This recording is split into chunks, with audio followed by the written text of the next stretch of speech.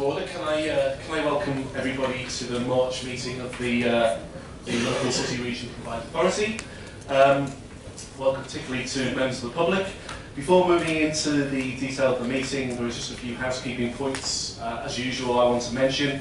First of all, can I remind everybody that all mobile phones should be turned to silent for the duration of the meeting. And to ensure that everyone in the chamber can hear the debate, can I please ask that members and those presenting reports use the microphones, please. And finally, as ever, the meeting will be filmed by officers from the Combined Authority and will be available on the Knowsley Council YouTube channel later today. So, with those preliminary remarks, I'll go to item number 1, which is apologies. Do we have any apologies for absence?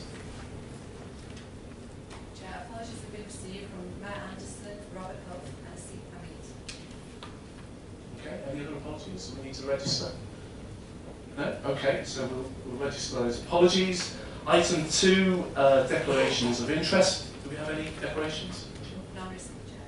Okay, thank you very much. Item 3 are the minutes of the last meeting of the Combined Authority held on the 13th of February. Pages 1 to 10 of your agenda pack.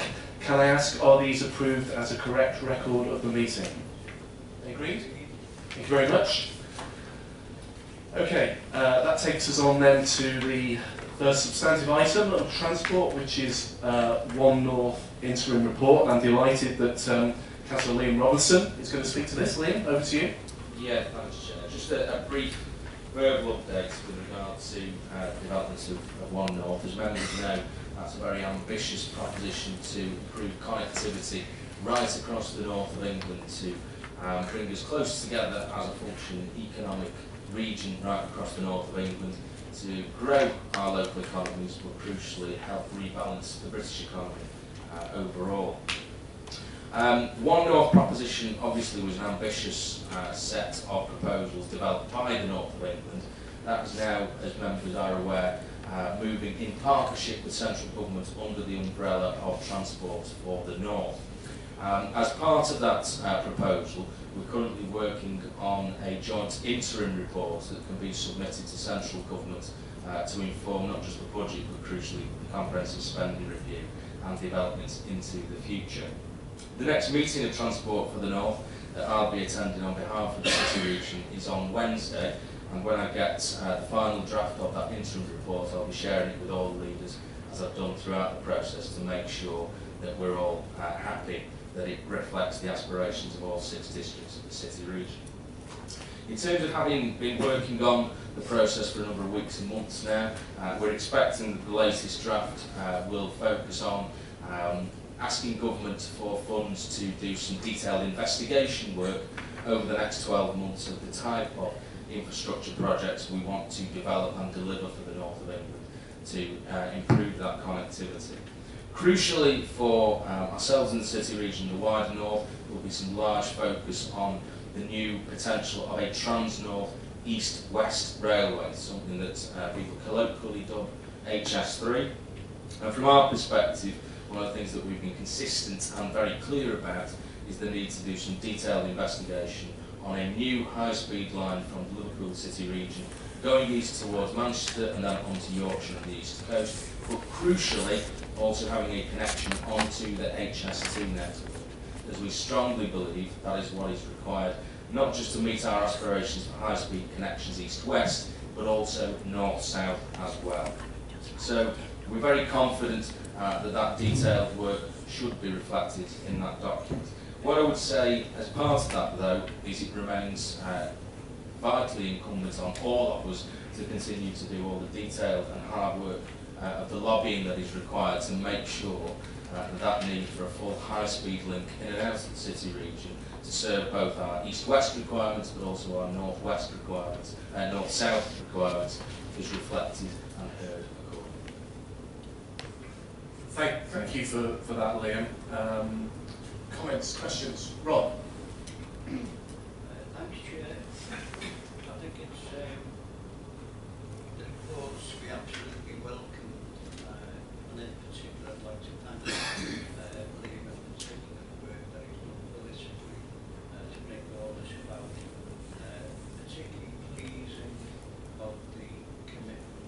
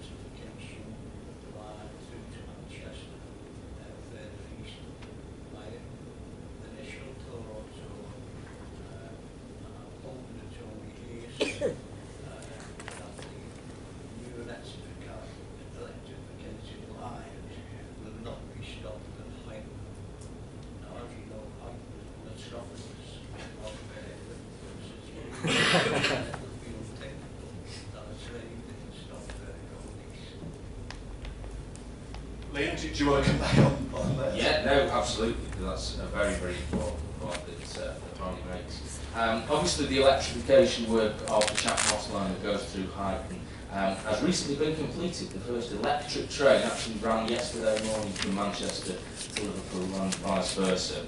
Obviously, we need to make sure that we've got proper connectivity for those locations on the route. And one of the things that we've been particularly lobbying very hard for is to have an additional stop at Highton on the Liverpool to Manchester Airport fast train. So that's something we're pushing very hard for under the next Northern Rail franchise, which will pick that up. Equally, whilst we're just talking about electrification, because it would be remiss of me not to mention it, the government set up the North England Rail Electrification Task Force last year to look at suitable candidates to put more electrification on the North Rail network. That task force reported back yesterday with a number of lines that it recommended for prioritisation for electrification across the north. I'm really pleased to say that the lines that came out the second and third highest for prioritisation were the Liverpool to Manchester line via Warrington, which obviously goes through Knowsley and Holton, but also in third position the Southport and Kirby lines that go into Manchester as well. So absolutely delighted that that task force has recognised the importance of those lines and the potential for those to be electrified in the future. And I think that gives us a lot of ability to continue to lobby very hard to see that become a reality at a point in Network Rail's next control period. Okay. Any other comments, questions? Liam, can I just check, is there any more work that we can collectively be doing around the kind of high-speed link into the city centre that you quite rightly mentioned? I think that the crucial part is to continue all the lobbying that we have been doing over the past year to make sure it's heard very loudly, and particularly as we approach general election, it's important that our message is heard loudly and clearly by all the political parties and influences any future government accordingly. So I think from our perspective, the real key focus is to maintain the lobbying, but obviously there's lots of detailed work that we're doing on the case accordingly that sits within that as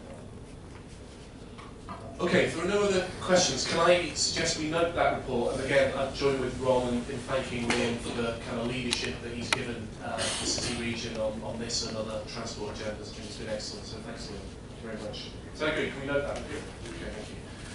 Right, okay, that then takes us then on to item number 5, which is a transport plan for growth. And I'm delighted that Mick Noon from Hodson. Mick, you're here to present this item for us. Over to you. Thank you, Chair. As members may recall, with the creation of the planning authority, there was a transition plan and transport protocol that set down the requirements to produce a joint strategic framework for transport, as well as an investment plan for delivery. And they were to operate from the 1st of April this year. These are now contained in the transport plan for growth, which is what we present to the authority today. The plan and its proposed investment programme, in its segment 2 in support of the city region's strategic priorities, the likes of freight logistics, employment skills and visitor economy. It sets the direction for greater collaboration and joint work with our private sector partners and other agencies that can help shape and deliver the transport priorities for the city region. In fact, if you look at pages 56 and 57 of your agenda, you see some of the support that we've got there from our partners, some really useful quotes, as I say, emphasise what this document means to them. The document also emphasises the importance of transport as an enabler of growth and regeneration. It also shows how transport can contribute to and support relevant policy goals and objectives of the sectors represented by the wider strategic priorities for the city region. It builds on the vision and aims of the 2 existing LTPs, which will remain in place. I think that's an important point to note. This isn't a document to replace the 2 LTPs. But it also highlights important developments that have taken place since their publication, which was back in 2011. Particularly the changes in governance, need to align the 3 main transport priorities, which are growth, low carbon and accessibility to opportunity, to align more closely with the likes of the growth plan, the strategic economic plan and other emerging strategic plans and priorities. It also reflects changes in funding mechanisms and availability, including the introduction of more competitive bidding processes. And finally, it reflects national economic policy drives, globalism, devolution of power, and particularly growth. The priorities within the delivery plan that's spelled out in the document aim to deliver the outputs and outcomes as referred to in paragraph 3.72 of the report. The programme also reflects the normal budgets available to the city region at this time and the activities being delivered within these budgets. These include the Integrated Transport Block, the Local Growth Fund, Devolved Major Schemes Funding. But it also refers to what's known as the Sustainable Transport Enhancement Package, which is a package of measures worth about £41 million for delivering schemes at a more local level. In total, the city region is now likely to invest over £1.6 billion over the next 6 years in transport and highway improvements. The plan extends beyond the traditional remit of the Integrated Transport Block, which is basically what the previous LTPs focus on, and actually seeks to bring together in future all the transport funding sources for consideration and approval by the combined authority. The delivery plan is a necessity, fluid and evolving, reflecting the transition from the current approach to the delivery of transport across the city region to what should become a more efficient and effective approach under the combined authority. To enable more streamlined delivery during 2015-16, a series of work streams have been identified to support the delivery of the plan.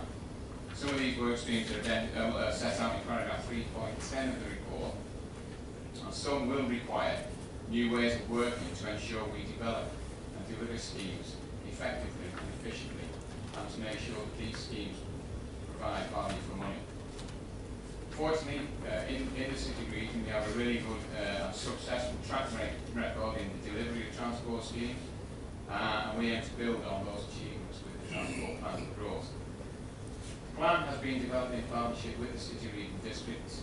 It's been endorsed and transformed by both the Combined Authority Implementation Group and the Merger Travel Committee, and I would now recommend to the Combined Authority that the plan be approved, and ask the Combined Authority to also know the task list set out in paragraph 3.10 of the report. Thank you, Jim. Thank you, thanks for that, Mick. Members, comments, questions, points? Anybody wants to make? Ron? No problem with the report, Chair, and its recommendations and the Commission. Excuse me, I can't hear. Can you speak Ron, up, can you please? just speak into your microphone a bit? We're only being asked to agree Thank you. with the principle. Is that okay? And it will obviously come back at a later date. I'm looking for the underlying reason why the HCA wants to exit from the fund, and the report's not telling me that at the moment. Sorry. Is that the wrong item? Yeah, I think we're on to the ACA in just a minute. We're just getting the Transport for Growth back. It's all right, just hold that thought, Ron, hold that thought. Transport for Growth, any other comments? Rob? Yeah, okay. Can I just say, I mean, I think it makes perfect sense to have one kind of strategic framework in which we can look at all our transport priorities and schemes. So I really welcome this report. It does make a lot of sense to bring all these things together. So I think from our point of view, it's a real kind of move forward. So just going to ask you members, can we approve this transport plan for growth, and then, as Mick said, item B, note the task list set out in paragraph 3.10, developed to support the delivery of the plan. Is that agreed, members? Fantastic, thank you very much. Okay, and that then takes us then on to two economic development items. Item 6, first of all, is Liverpool City Region Visitor Economy, and I'm absolutely delighted that Sara Wilde McKeown, Chairperson of the Liverpool City Region Visitor Economy Board, is here to do a brief presentation for us on the visitor economy. So you're very welcome, Sara, and the floor is yours. Thank you very much, Chair. Check I can be heard across the room. Thank you for the opportunity to talk to you today. I'm actually also accompanied by a couple of colleagues from the visitor economy Executive and VB, Ender Islands, who is the General Manager of the Ramada Hotel in Southport, and also Nick Sandman, who is the Visitor Economy Executive at the left. There are a couple of purposes of our session with you all this morning. Firstly is to just confirm with you the importance of the visitor economy as a key part of the city region's economic performance and also economic growth prospects. The second, however, is to highlight the key challenges that are facing the management of the destination and also the marketing of the destination across the city region, and to hopefully gain consensus and support for some of the new ways of working that we are currently running through to ensure that we can continue to maintain momentum in the sector and continue to drive economic growth and also jobs right across the city region. So I have a few slides that I would like to just run through with you. The visitor economy is an extremely important sector to the city region. It's one that's often not fully understood nor recognised because of the very broad nature of it. But its overall contribution to the Liverpool city region equates to some 3.6 billion in terms of economic value, and some 49,000 full-time jobs that are right across our city region. It is a very sizable sector. It has been in growth, and we've experienced actually very positive growth over the last decade in the size of that sector, somewhere in the region of moving from 2.5 billion to the current size of the sector now over the last kind of decade. We believe that the sector has far more growth potential and should be seen as a clear and major contributor to forward job creation and forward GDA growth. Some statistics of what's been driving that growth. Across the city region, some 57.6 million visitors are attracted here annually. 4.7 million of those visitors actually staying for one or multiple nights across our city region. And we have seen very good growth ongoing since 2009, as you can see on the chart that's illustrated. We have a very strong, in absolute terms, day visitor market because of the strength of attractions across all parts of the estate, but we've actually seen very good growth in our business tourism, which is a highly lucrative market, and also in staying international and domestic visitors. And as you all recognise, a visitor that stays in the city region can be worth more than 2 to 3 times the value of a day visitor coming in. So incredibly important to grow. All parts of the city region contribute to the performance of the visitor economy. We have, however, seen very sharp growth, and one could argue that at the early parts of this growth is catch-up growth in the Liverpool marketplace, as that has become a far more popular destination, codifying some of the attraction that 2008 brought to the city. Liverpool's now the 5th most popular destination for international visitors in the UK. Some 562,000 international visitors stayed in the city last year. It's the 5th most popular destination for domestic visitors, and it's now also the 6th most popular destination for business tourism, where we've come from being quite an outlier at the beginning part of the 2000s to now being 6th in the table. So it is a sector that we should be pleased with and proud of in terms of what it has created.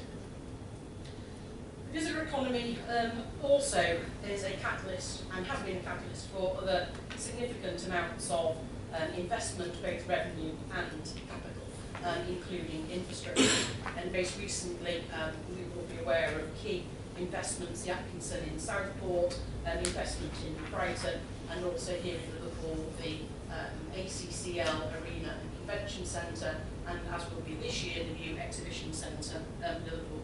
And again, improving the product, the infrastructure, and ultimately leading to those visitor numbers and the economic impact that they generate.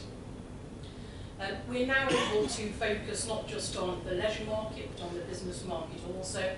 The business market is predominantly around national with regard to Liverpool, and regional with regard to Southport, association, convention and conference business. That's where our growth has actually come from over the past couple of years, people bringing their national and international association and conventions into the city region. And we've worked hard over a recent period to ensure that the strategic importance of the visitor economy is well integrated and connected to the overall growth of the city region and the other growth sectors. This is something that we are particularly keen to ensure we carry forward with regard to infrastructure, certainly physical connectivity in terms of transportation, but actually also quality of life and the place shaping and the overall destination attractiveness, not just for visitors, but for residents, for students, and importantly obviously for investors. And aligned to that are asks certainly of central government, although they do operate around tourism. So we asked DCMS for support around dual funding and support of Liverpool as an important destination within the UK set of destinations, but also travel out to important things like HS2, connectivity between here and other gateways, critically Manchester Airport. The management of our overall strategy for visitor economy is vested with the LEP as the kind of strategic lead, and I thought I would just touch very briefly on what that actually means and how that's kind of constructed. The LEP itself takes overall strategic lead for the visitor economy, and it has a visitor economy board to support it in that pursuit. I chair that board. We, as part of the LEP, have therefore then commissioned Liverpool Vision and its Marketing Liverpool operation to then carry out more of the marketing and convention bureau. This is the operational, the tactical side of continuing to market the destination, market it to trade and market it obviously direct to consumers. With the LEP retaining within its visitor economy executive responsibility for funding, policy liaison, research and insights, and also ensuring that we do maintain a strong connectivity across the Liverpool city region with all of the local markets, as well as what those markets are at the sum of their parts in terms of a regional strategy. This operation is currently funded through a mix of ERDF Priority 3 and also commercial income. And when you look at our own model versus some of the other larger English destinations outside of London, our own ability to generate and to self-fund this activity through commercial income is actually very strong. We compare very well and in fact are ahead of most of the cities in the pounds that we generate for the value of our overall sector or the number of residents or businesses which are in our domain area. However, it's also the case that staff and activity have been underpinned quite heavily through ERDF funding over the past couple of years. And that's part of the challenge, obviously, that we need to address as that ERDF money now no longer exists in our forward funding and planning. So to give you just a sense of the kind of strategy very briefly, we developed a strategy and a destination management plan for the visitor economy at a city region level. We updated our last strategy at the back end of last year. It's a high-level kind of framework for what we believe is the strategy, the areas where we believe growth lies, what are the opportunities, and how they may be maximised and delivered. And our target in doing so is very much to actually drive economic value and job creation. And these are jobs right across managerial, non-managerial, full and part-time, and right across, obviously, the Liverpool city region. One of the beauties of the visitor economy is it's very diverse in the nature of business and therefore the nature of role that it's able to generate. We've set further ambitious targets for what over the course of the next decade we believe and we would like to see the visitor economy be able to drive and deliver for residents of the Liverpool city region. And that's focusing really on a number of market priorities and then a number of enabling strategies. So in terms of market, I gave an indication of how well we've done so far and where the city region kind of ranks in terms of comparable cities. Nonetheless, we are still ranked in 5th or 6th place in most of those categories. There is still room for growth, and the gap between us and possibly the second or the third city in terms of, or destination, in terms of visitor numbers is often quite large, so there is still quite a quantum of growth that we can achieve. And our focus is very much on how we continue to position and drive national and international conference business into the city region. It's highly lucrative in its own right. An international conference of up to 1,000 delegates staying here can generate about £2.5 million economic value over the period of stay. However, the business conference market is also an excellent gateway into actually positioning and promoting the rest of the economic offer that we have, as well as the place marketing of the Liverpool city region. And whilst we are a real magnet right across the city region for day visitors, growing that overnight and that staying market is really important, and we are focusing, we think, in this next period of our strategy at how we continue to build on articulating the city region as a place for culture and heritage, as well as obviously for sport and for nightlife and for shopping and all of the other attributes that's across the markets that we have. The international market also remains important to us. However, there are also enabling things which we are very focused on. I mentioned transport before. Welcome is essential to have a sustainable, long-term growing visitor economy that people want to come back to time and time again. And brand distinctiveness is really key. And across the city region, really being able to understand and sell and market who are we, what do we have to offer, why would you want to be here, and why are we different, is very important. This is one of those sectors where standing out and being different is to be applauded. It's what's brought visitors here so far. The strategy itself is consulted upon widely. We work very closely with bodies like Visit England, also on the ground here with local authority, visitor economy officers, and with a very wide church of stakeholders, mainly commercial but not all entirely commercial stakeholders across the city region. And we are beginning now the process of integrating the implementation into the Liverpool city region's other key growth sectors. So looking at how this contributes towards marketing, towards transport, connectivity, place shaping, SME support, training skills, and that crucial external image and perception. But there are some challenges that we are currently facing. There is an obvious challenge I think any ambitious destination has, which is no one destination sits in isolation than anywhere else. And other destinations see obviously the visitor economy as also an important contributor to their own growth and performance, and the smarter of those destinations continue to focus heavily on ensuring that they have the right product, they have the right skills and workforce, and that they market their visitor economy aggressively. Manchester, for example, have a stated ambition to grow their visitor economy to just under 9 billion by 2020. Birmingham have a stated ambition to grow their visitor economy to just under 5 billion by 2020. So we don't sit in isolation from the market. I mentioned earlier that we do have and have an over-reliance on ERDF.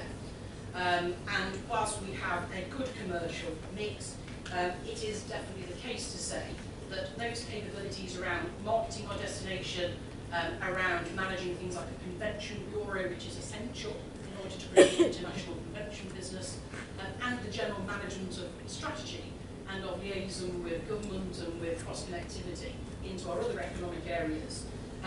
If we don't find a new way of working, we'll put at fundamental risk our ability to continue to operate on all those levels in the same way that we currently do.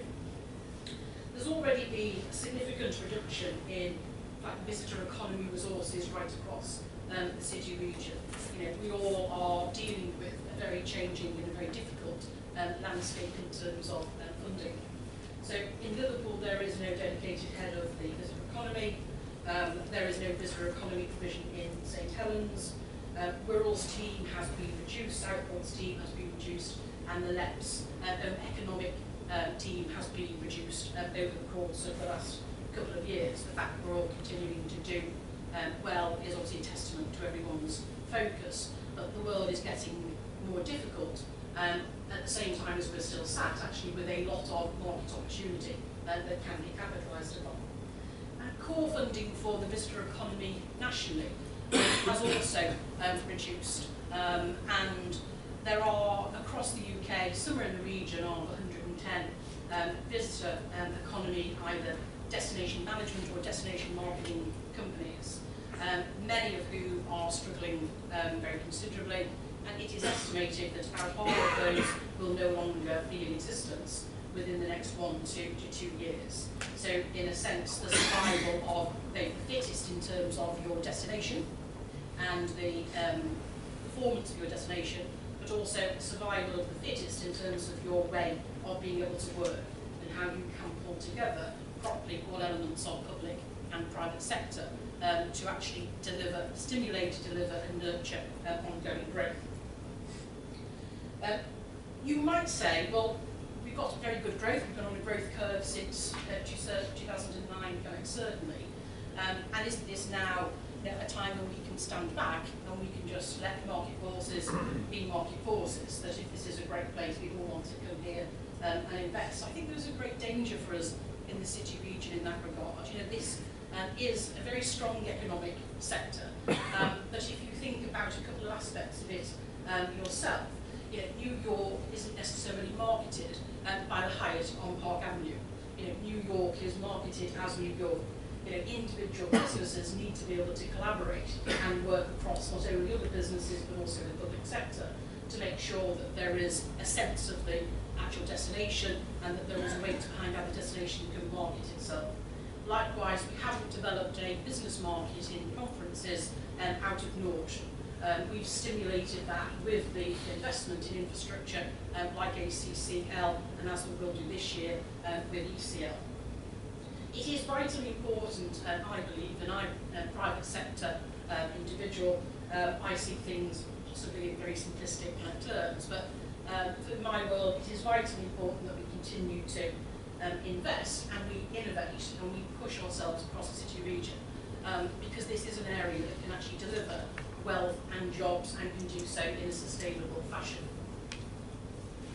So, in terms of implementation, as I said earlier, we are at the point now where we wish to take our destination management plan through into implementation. Without all of the funding potential, we need to find very different ways of being able to do that. And right across the region, need to work hard with all of the districts who are seeing, as I said earlier, significant pressures and reductions in visitor economy resources, to find a different way to actually galvanise our resource so that it still generates the right level of impact. We are starting on that process now. We are in a good place because our commercial proposition is strong and we have strong income generation from commercial activity and from visitor economy membership. But we are losing somewhere in the region of 600,000 RDF funding, which has been underpinning a lot of our delivery activity. And therefore, as a team, we are currently working with partners around how we could deal with that kind of issue. There are a couple of underlying principles around that. Some of those principles are around how we actually share service. So across the city region estate, how do we do things differently, share resources, share services, where doing it in one place no longer is possible. We are looking to integrate and align ourselves with other key growth sectors. I mentioned before, SME, business assistant, transport skills, and inward investment. And ultimately, we need, I think, to still be able to have the weight behind our marketing operation, as well as our strategic development of the sector, despite changes in funding. So as we work our way through, we're also looking at how we might actually integrate with other funding programmes, how we might operate around place and connectivity, and we're currently working through some ideas and initiatives for around the potential projects in due this year. Ultimately, though, we need and are seeking from today just some support from the combined authority, agreeing that the visitor economy is important, it's important because of what it actually delivers. It's not just a nice to have, it is integral to the success of the region.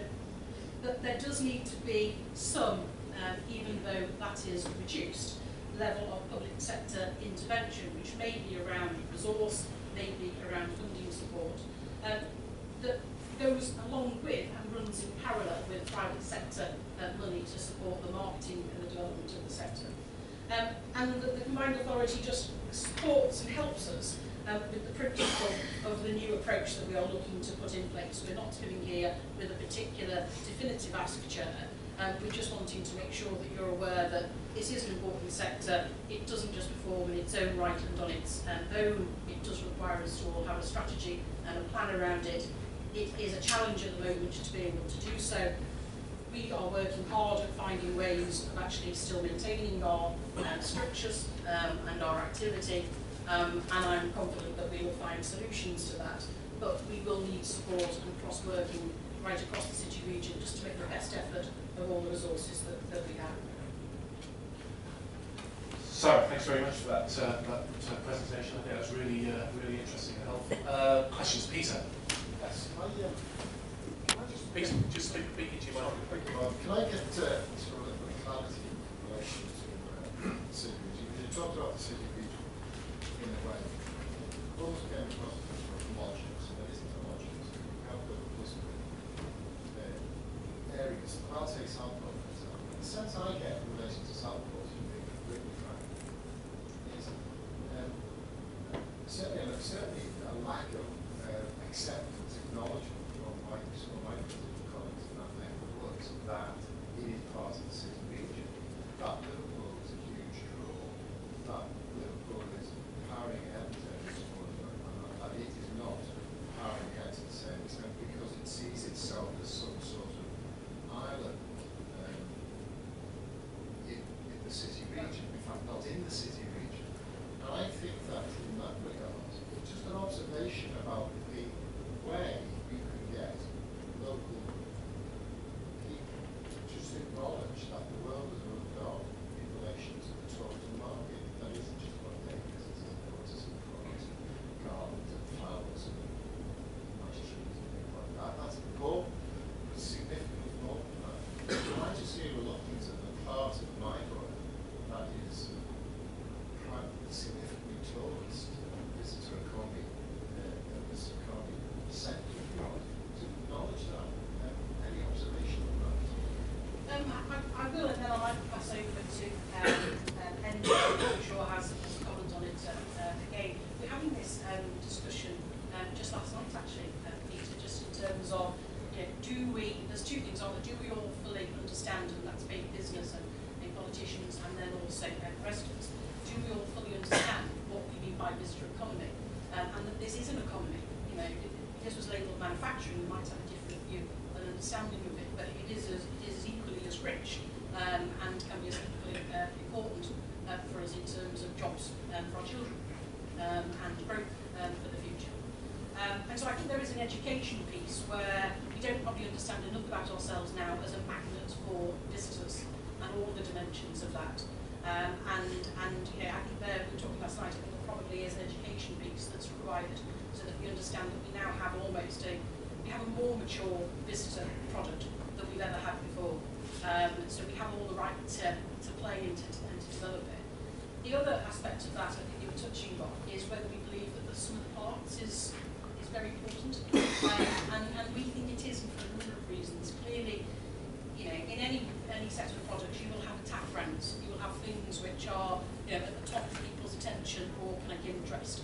And we do have attack brands across the city region. The largest attack brand definitely is Liverpool itself. That is a magnet, and it is a magnet for a number of reasons. Interestingly enough, the reasons it is a magnet aren't all the reasons that then people come back. Because if you know it for one or two things, once you're here, you can experience the full benefit of the actual city. And I think the region is very similar to that regard. We get people here in the first instance. It's our job then to actually show them what's on offer across the region, and get that dispersal of visitors on that visit or on repeat visits. And so that is one of the ways that I think it's important that the sum of the parts and the integration works effectively. both from the private sector as well as obviously from our public leaders and officers, understanding that and helping work on what that means in practice, whether it's transportation, whether it's cross-promotion, so on and so forth. If anybody wants to speak, obviously, then to say. I'll just add, you're right here that there is a certain apathy amongst certain parts of potentially law sector about the Local Association of Liverpool. And that's something we've got to uncover, something that's got to be led by sector council to some extent. But there is officers working on that. At the end of this, Liverpool is the attack brand. Liverpool is the big name both nationally and internationally. And if we can hang on to the coattails of Liverpool, so to speak, and then showcase the best of what Southport has to offer on the back of that, that's what we should be trying to do. It'd be very naive of us in Southport and all sector to ignore what's going on in Liverpool and not get involved in it and have a say in it. And likewise, it'd be naive of Liverpool to not realise what's going on in Southport and the benefits that Southport has in terms of the international broadcast events. We've got like an air show, a flower show, a comedy festival, the British Fireworks Championships, all those events on Liverpool's doorsteps, which Liverpool will benefit from, not just sector. So it's a two-way to this out. And so just need to clarify that with everybody, all stakeholders in the all sector. Okay, can I just kind of round things up? I want, first of all, on behalf of the Combined Authority, I want to thank you, Sarah, for the work that you've done and the board, the Visitor Economy Board that you lead. I think it's been excellent. Just so we've got a kind of formal kind of minute, really, if you like, can I just move the following? The Combined Authority agrees on the continued importance of the visitor economy to the economic well-being of the Liverpool City region. Secondly, that we recognise the need to look at new ways of working. And thirdly, that public and private sector continue to work together to ensure that the visitor economy supports the city region and particularly our growth plan. So if I could just move that as an overarching statement. Are we okay with that? Okay. Thank you very much, Sarah. Thank you for your presentation. Okay, great. So that takes us then on to item 7, which is the report on Jessica and the HCA transfer engagement. And Jed, you're going to take us through this, please. Thank you. Thank you, Chair. In anticipation there might be a question about HCA. You've always been ahead of your time, Chair. Thank you. I feel that at the moment. Perhaps should be a bit more, Chair. I apologise. The HCA, the Homes and Communities Agency, was the residual body for the North West Development Agency, and indeed the other regional development agencies when they wound up in 2010. So that's why they're involved. As part of a national change in direction, they're looking to exit from these kind of arrangements up and down the country, and we are caught up in this as Christmas, which is the Liverpool City region version of a programme to do with the European Investment Bank. There's a similar programme for the rest of the Northwest called Evergreen, which is referenced in the report. And it's a very complex issue, which I wasn't going to go into the detail of today, simply to flag up the fact that HCA is looking to exit this, is looking to pass the responsibility onto ourselves. There are a number of pitfalls and issues that will need to be worked through before we accept that particular proposal. And obviously, some of those touched on it before, Chair. The essential point is that I'll bring you back further reports as this develops going forward. It's simply to flag up the fact that this is a live issue, a live conversation. Okay, members, are there any questions? Councillor Round, you may have a question. It's been answered, Chair. But the issue for me is we are only accepting in principle, because there seems to me in this report quite some way to go yet. And at the end of the day, if we just combine $8, make the decision whether we agree to take it on board or we don't. That was hence the reason why I was asking the question why the HCA exit. That's been answered. So we'll await interest with interest further reports, Chair. Okay, thanks, Ronnie. And as you say, the devil will be in the detail, won't it? And I think, Jed, you're going to bring more detailed reports back. But it is just the principle, I think, that we're being asked to agree this morning. So recommendations on this report are on page 59 of your agenda pack. Can we agree those recommendations? Agree? Thank you, Jed. Okay, that then takes us then on to item 8, which is the Liverpool City Region's Assurance Framework for Growth Deal Funding. And David Brown's going to introduce this. Please, David. Thanks, Chair. Members will recall that we've been very successful in securing a significant amount of funding through the growth deal process, and that the government requires the local enterprise partnership to have in place a secure assurance framework for how that money will be discharged. Members also recall that Ms Sara on behalf of the combined authority are acting as the accountable body for that funding. Therefore, we need to make sure there's an assurance framework in place for the way the growth deal funding is spent. Members have seen previously the assurance framework which was in place with the transport schemes, which makes up the fundamental block of the growth deal. And this paper now expands that out to cover other areas of growth deal funding.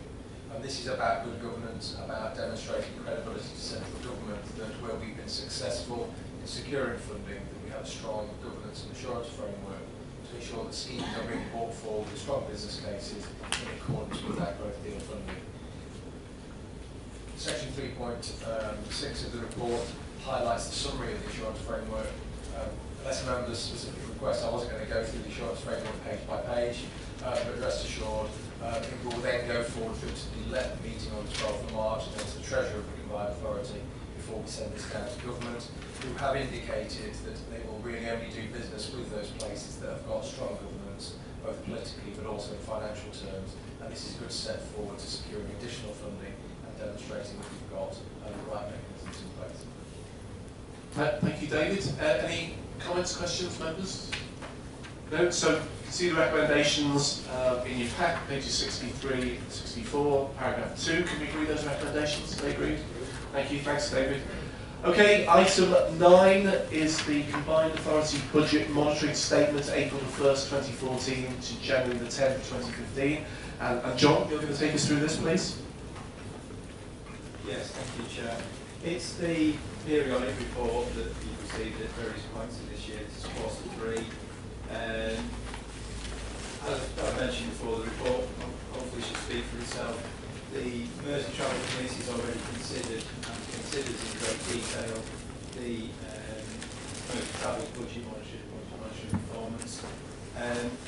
There are no risks of any significant overspend or any significant or material underperformance against budgets and targets within those reports within Mersey Travel's area of operation, which I think needs to be brought to the attention of the Combined Authority.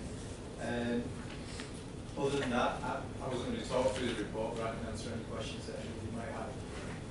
Thank you, John. Does anybody have any questions of John on this report? Okay, so we can see the recommendations before us. Are they agreed? Thank you very much. Okay, and then finally, item 10, the minutes of the Mersey Travel Committee held on the 12th of February. Can I ask if these minutes can be confirmed? Agreed? Okay, I've not been informed of any other urgent items. Can I therefore thank everybody for their attendance and contribution, and just remind members that the next meeting of the Combined Authority will be at 11 o'clock on Friday the 17th of April, and I declare the meeting closed. Thank you for your attendance. Thank you.